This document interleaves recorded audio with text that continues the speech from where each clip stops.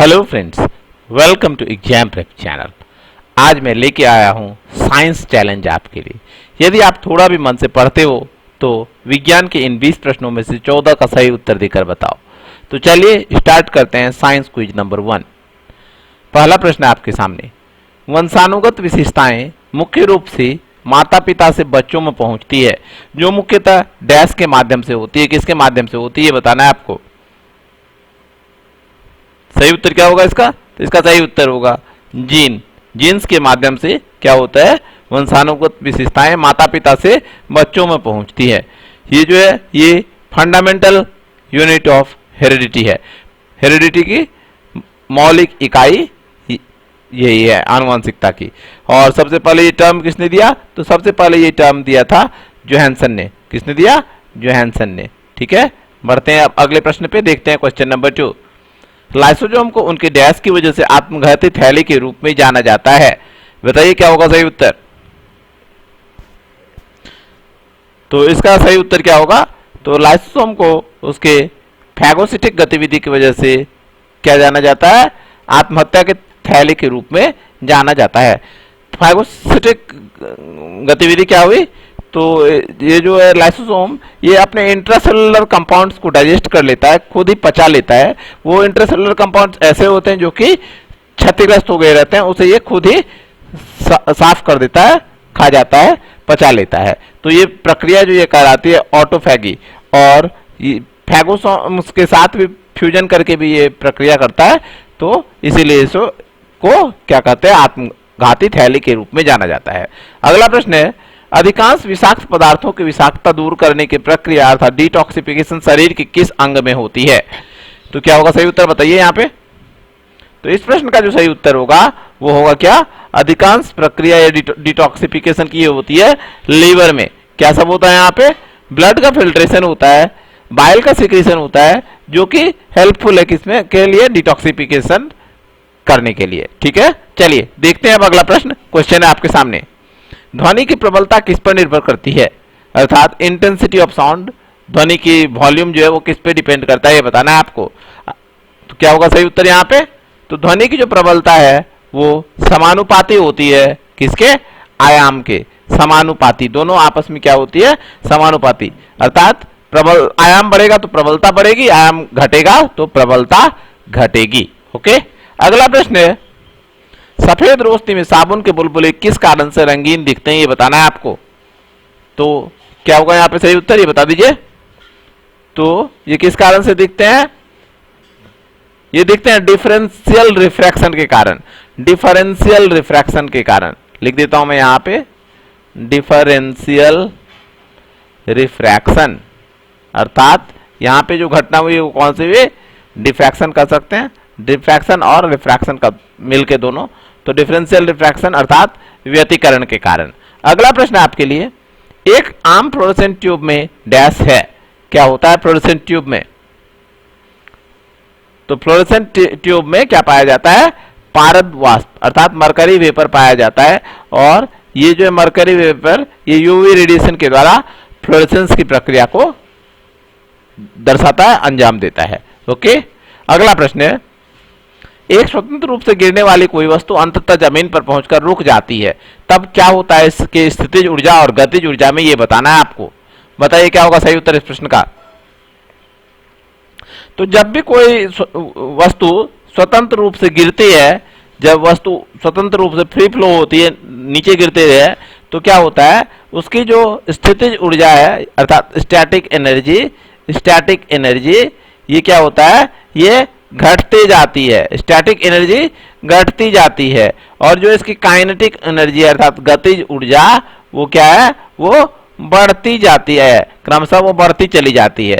और जब वस्तु ग्राउंड को टच करती है, जमीन पे आती है, तो क्या होता है? जितनी भी स्थितिज ऊर्जा है वो सब परिवर्तित हो जाती है किसमें? गतिज ऊर्जा में। और अंततः ये गतिज ऊर्जा परिवर्तित हो जाती है किसमें? ऊष्मा ऊर्जा में। ठीक है ना, एनर्जी में कन्वर्ट हो जाती है। ऑप्शन नंबर सी हुआ सही उत्तर। अगला प्रश्न आपके लिए, हैकर शब्द मूलतः किससे जुड़ा था? हैकर शब्द जो प्रारंभ में था मूल रूप से किससे था संबंधित, ये बताना है आपको। तो इसका सही उत्तर होगा हैकर जो है ये कंप्यूटर पेशेवर जिन्होंने जटिल कंप्यूटर समस्याओं का समाधान किया था उसके लिए हैकर शब्द का प्रयोग किया गया था। ठीक है ना। दो टाइप के हैकर होते हैं, एक आज की तारीख में, एक तो जो इथिकल हैकर हैं ये जो कि कंप्यूटर समस्याओं का समाधान करते हैं, और एक हैकर जो कि हैक कर लेते हैं जो कि हार्मफुल होता है बाकी लोगों के लिए, बाकी वेबसाइट्स के लिए। ओके, अगला प्रश्न आपके लिए, सोडियम थायोसल्फेट का उपयोग फोटोग्राफी में किस कारण से होता है ये बताना है आपको। यहाँ पे ऑप्शन है आपके सामने, कमेंट कर दीजिए अपना आंसर। तो सोडियम थायोसल्फेट जो है इसका प्रयोग फिक्सर के रूप में किया जाता है। किस रूप में? फिक्सर के रूप में किया जाता है। लिख देता हूं मैं, फिक्सर के रूप में किया जाता है, और इसमें वर्ण अर्थात रंग बनाने की क्षमता होती है, इसी कारण से ये प्रयोग होता है। ठीक है, अगला प्रश्न आपके लिए, बेंजीन की खोज किसने की थी? तो बेंजीन की खोज की गई थी माइकल फेराडे के द्वारा 1825 ईस्वी में। नेक्स्ट क्वेश्चन ये रहा, फॉस्जीन निम्नलिखित में से किसका सामान्य नाम है? फॉस्जीन किसका सामान्य नाम है ये बताना है आपको।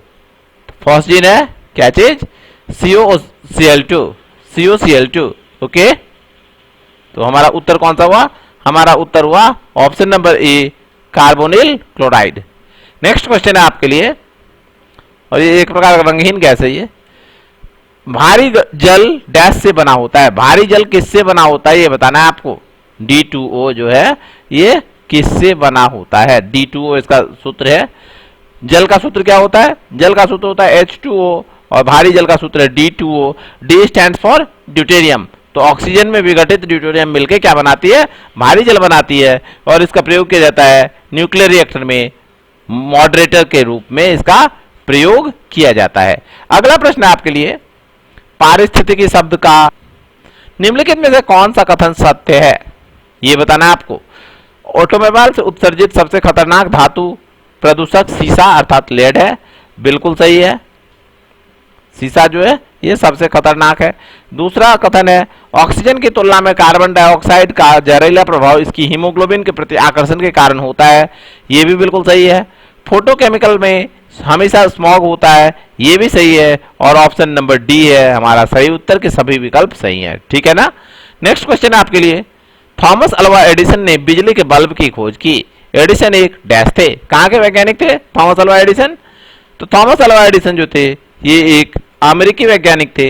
इन्होंने केवल बिजली की खोज नहीं की, बहुत सारे इलेक्ट्रिक एप्लायंसेस की खोज इन्होंने की, कम्युनिकेशन के साधनों की खोज इन्होंने की, मीडियम ऑफ कम्युनिकेशंस की, बहुत सारे खोज इनके नाम पे है। ओके, अगला प्रश्न आपके लिए, दिए गए उत्तक में से उस उत्तक की पहचान करें जिनकी कोशिकाएं गाढ़े साइटोप्लाज्म, सेलुलोज की पतली दीवार और रिक्तिकाओं की प्रधानता वाली होती है।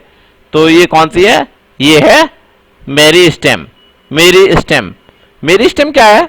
मेरिस्टेम टिश्यू है जो कि अनडिफरेंशिएटेड सेल्स से बना होता है, और ये कैपेबल होता है, सक्षम होता है किसके लिए? कोशिका विभाजन अर्थात सेल डिवीजन के लिए। चलिए बढ़ते हैं आगे, देखते हैं अब अगला प्रश्न। क्वेश्चन है आपके लिए, न्यूटन मीटर निम्नलिखित में से किस भौतिक राशि का एसआई यूनिट है? तो न्यूटन मीटर जो है ये एसआई यूनिट है किसका? बल आघूर्ण का। बल आघूर्ण का एसआई यूनिट अर्थात आघूर्ण का एसआई यूनिट क्या है? टॉर्क का एसआई यूनिट न्यूटन मीटर है। बल का क्या होता है? बल का न्यूटन होता है एसआई यूनिट। ठीक है ना। बढ़े आगे, चलिए क्वेश्चन है आपके लिए, एक बैरल में लगभग कितना लीटर होता है? एक बैरल में कितना लीटर होता है ये बताना है आपको। तो बच्चे एक बैरल में होता है 159 लीटर। ठीक है, अगला प्रश्न है, डाटा या स्थान घेरने के अनुसार सबसे छोटे से सबसे बड़े श्रेणी में निम्नलिखित में से कौन सा समायोजित है? डेटा के अनुसार कौन सबसे कम हुआ और कौन सबसे बड़ा यूनिट है ये बताना है आपको। तो सबसे छोटा हो जाएगा किलोबाइट। क्या? किलोबाइट। किलोबाइट के बाद मेगाबाइट, मेगाबाइट के बाद गीगाबाइट, और गीगाबाइट के बाद टेराबाइट। ठीक है ना। किलो, मेगा, गीगा, टेरा, सब तीन हजार से मल्टीप्लाई कर देंगे, 1024 एक्चुअली तो, लेकिन हजार के मल्टीपल पे ये चलता है। ओके, अगला प्रश्न आपके लिए, हाइड्रोजन तत्व के कितने समस्थानिक हैं? How many isotopes of hydrogen? तो यहां पे सही उत्तर क्या होगा? तो हाइड्रोजन के समस्थानिकों की संख्या कितनी है? 3 है। और ये 3 कौन से हैं? हाइड्रोजन, ड्यूटेरियम और ट्रीटियम।